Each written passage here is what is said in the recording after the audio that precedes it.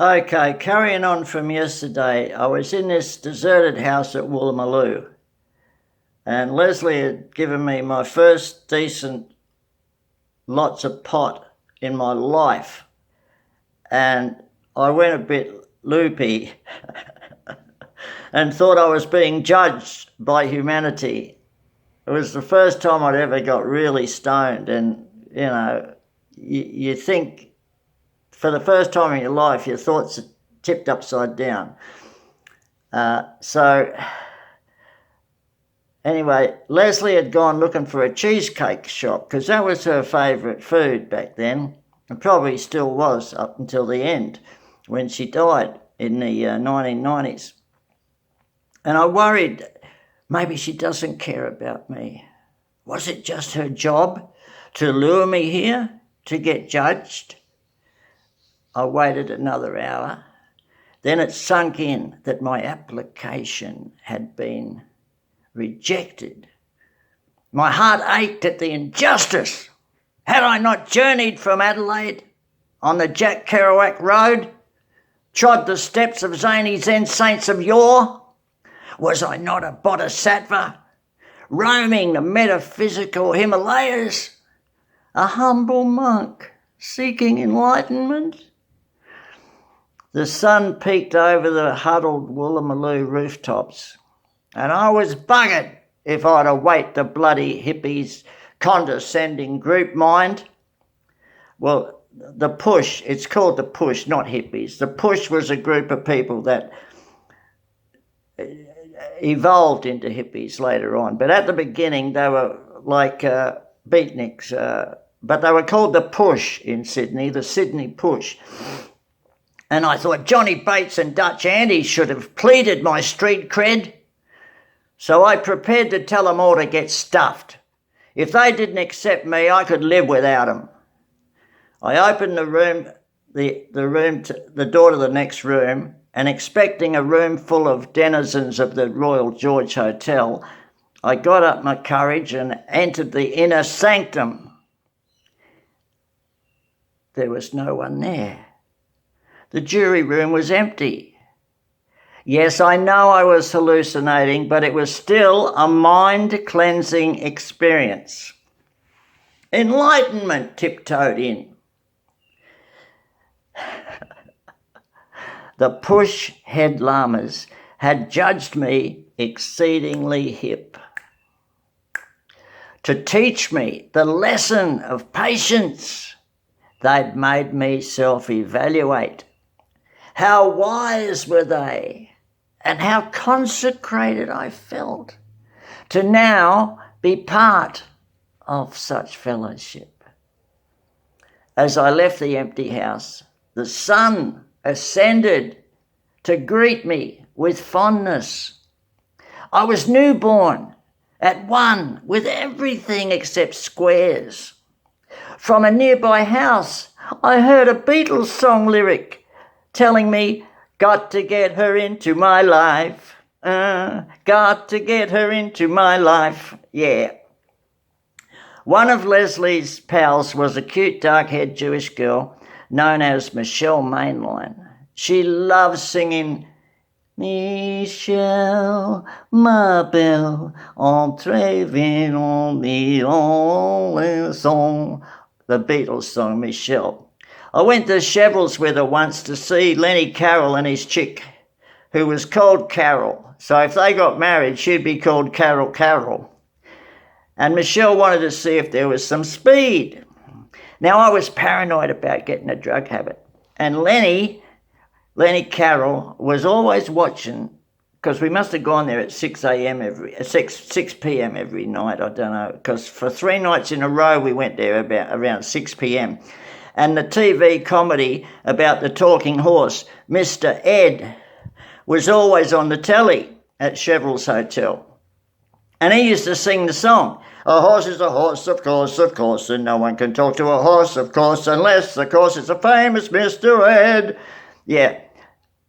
And I felt that this was a message that Lenny wanted me to try horse, which is heroin. Heroin was called horse sometimes in America. So I got paranoid when people discussed subjects that I knew little about. I secretly adored Michelle. She was cute and dark and so insecure, and she mumbled when she spoke. She wanted to hitch back home to Melbourne all by herself, but I said, no, you're too pretty to hitch alone. And she said, no, I'm not pretty. Yes, you are. I said, someone will grab you. I'll come too. So we started hitching to Melbourne. We had no luggage, no nothing, and the night was cold, and we got stuck near Wagga Wagga, which is, it's written Wagga Wagga, but it's pronounced by the whole world as Wagga, one word. And we cuddled up platonically on the floor of a schoolhouse veranda to keep warm. It was beautiful. Just that cuddling her that night was so beautiful. I was pretty poetically romantic back then.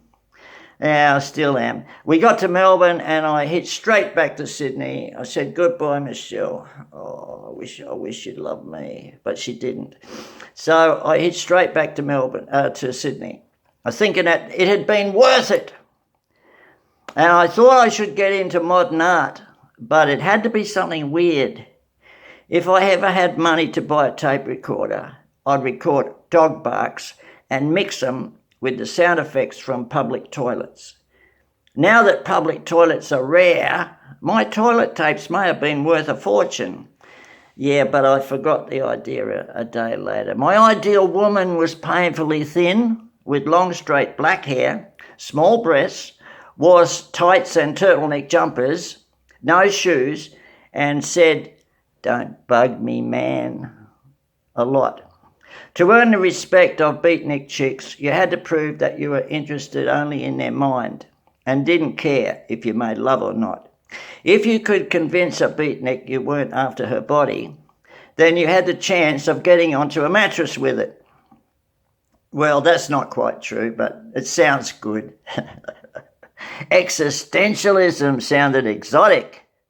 In the cavernous darkness of the jazz cellar, I used to mumble the doctrine, live for the moment, live life to the full. Trouble is that if you live as if it's your last day, you'll get in a lot of shit. For example, on your last day, you could kick the hell out of a right-wing politician, rob a corporate office, give the money to African Relief, tell the truth to the boss at work that you've been embezzling for 10 years, and then go home and go to sleep. But then you wake up the next morning and you find it wasn't your last day after all, and you've got problems. Leslie was a student at the University of Sydney, but I had no other information. These are days when there was no mobile phones. Only parents had phones. Kids never had phones in the 60s, or the 70s or the 80s. I had no phone number for her, no address, nothing. I actually prayed to God that I'd run into her once more so I could slap my brand on her before someone else did, because someone else would real soon. She was so much more intelligent than most of us that our grouping called her mindless. She appreciated the irony. She'd been one of the first Australians to be given experimental LSD in tests run by the Yanks CIA. At the time, it was part of a trial by the psychology department of Sydney University. The acid opened up her doors of perception, and from then on, she had a yen to experiment more. Earring Paul and Pirate Ted told me that Leslie often went to two wine bars that were near Taylor Square. One was Whitty's and the other was Martin's. They were push watering holes, but you sometimes needed money to hang around in them. So I waited across the road because I never had money.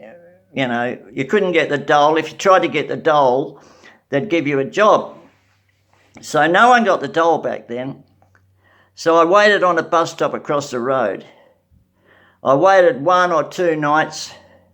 On a third night, she arrived, but she was accompanied by a tall, nasty piece of work called Chris Heald. Leslie, as usual, was laughing, and Chris, as usual, was smirking. I crossed over to Whitty's and got ready to say hello, although her being with Chris was a bit unnerving. American Jack had once told me Lady George hitched from Melbourne with Chris and she said he's a prick. He almost raped her, but a car came along just in time and gave him a lift. When the car let him out, Lady George ran like hell. And Marcia once told me Chris told me that 2 years ago in New Zealand he gave a girl some Spanish fly and accidentally killed her. And the New Zealand cops are looking for him. And if I ever told anyone, I'd be dead. Yeah. I'd be the next one killed. So I never said this, okay? Now, I don't know if all that's true, but, I didn't like Chris much. And American Jack said, oh, shit, he's slept on my floor. He never will again. He told me he's been in the Foreign Legion, but I never believed him. I bet he did kill someone. Anyway, back at Whitty's wine bar, I pushed through the swinging doors. John the punter was celebrating a win, so he handed me a tiny methadone tablet. Now, I didn't want to take drugs, but I never refused anything, because remember I'd made a vow to say yes to everything after I'd read Kerouac a couple of times. So I swallowed it for confidence. If Les was withheld, I didn't want him to see me or know I was there, so I watched from across the room. It was a crowded bar, and I watched from across the room, and they were never more than 20 inches apart, and it spoilt my high. I thought I'd trudge back to my pad at Hargrave Street, but as I was leaving, Leslie saw me and said, hello, Kaz. A few seconds later, she turned away and made a joke to someone, but all I heard was, he's a cretin. And I thought that she'd said cretin in reference to me. My soul was crushed. I walked around Centennial Park, a very dangerous place in the middle of the night to walk around, but I never thought of stuff like that. I walked around Centennial Park the rest of the night, paranoid that all my friends thought me a cretin. I didn't even know what a cretin was, except it was someone that looked a bit dumb. Now, I imagine that psychic cops were trying to read my mind to find others who were using methadone tablets. I had to invent mind-blocking techniques to fool them. It was a hard day's night. The next afternoon, the tap wore off and I slept. When I awoke, the paranoia was gone. As usual with speed tablets, once you have a good sleep, the madness goes away. But the method I used to invent mind-blowing, mind reading, I invented mind-blocking techniques that would stop any mind reader from entering my brain. And that was something that I kept for the rest of my life. If I ever went mad again, I had this secret method of stopping people reading your brain. I'll tell you, send me $10 in unmarked bills and I'll tell you. I might tell you later. All right, I wasn't going to let Chris Heald get his stinger into Leslie's honey, but how to do it. My book of Zen told me to find a subject I liked, then study until I mastered it. Well, the subject I chose was the loving of women, and I would study until perfect. That may explain how little I really knew about ladies. 98 Hargrave Street was a hippie house, but Leslie turned it into a house where people interested in LSD gathered around. Bob Dylan's Route 61 Revisited electric album was perpetually on the record player. The very old landlord had no idea there were 25 people in his 4-bedroom house. We hardly saw, no, there wasn't that many. There was about 14 people in his 4-bedroom house. We hardly saw him as he lived on the top floor with an old box, and there was an outside staircase at the back, so he never came in. And we hardly saw him, and he had an old fox terrier called Boxer that was blind.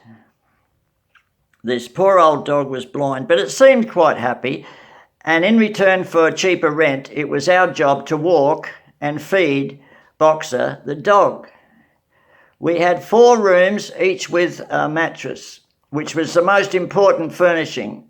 If you got a mattress, that meant you helped with the rent. Anyone who could not help pay rent got one of 4 lounge chairs. Getting a chair instead of floor depended on how long you'd been there or if you liked yoga, because yogis, they like sleeping on the floor. At night, there could be as many as 16 people in the place, and I had a lounge, so I felt secure in beatnik land.